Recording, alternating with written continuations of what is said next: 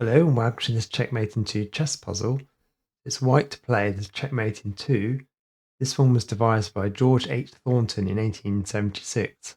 So black has got a queen and a rook left to defend itself, but there are 2 bishops, 2 rooks, and the white queens all sort of bearing down, as well as also the knight. Okay, so can you see the checkmate in 2 for white? If the white queen takes the black queen, the king can escape, get another check with the rook. The king escapes up here, then the queen can checkmate in 3, but not in 2.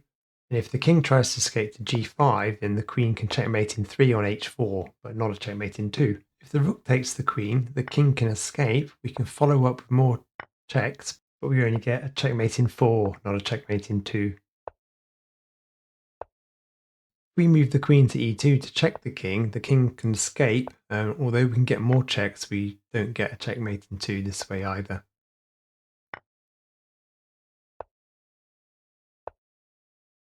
So the solution to this one is to actually move the queen to b6. The king escapes to f5, then the queen can move over to checkmate.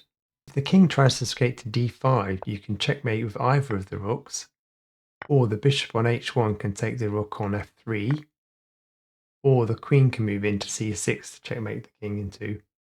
The black queen obviously can't take the white queen because it's pinned by the rook. If the black queen tries to take the rook on a4, then the queen can move in for the checkmate in 2 on e6. Thanks for watching. Don't forget to like and subscribe, and I'll see you in the next one.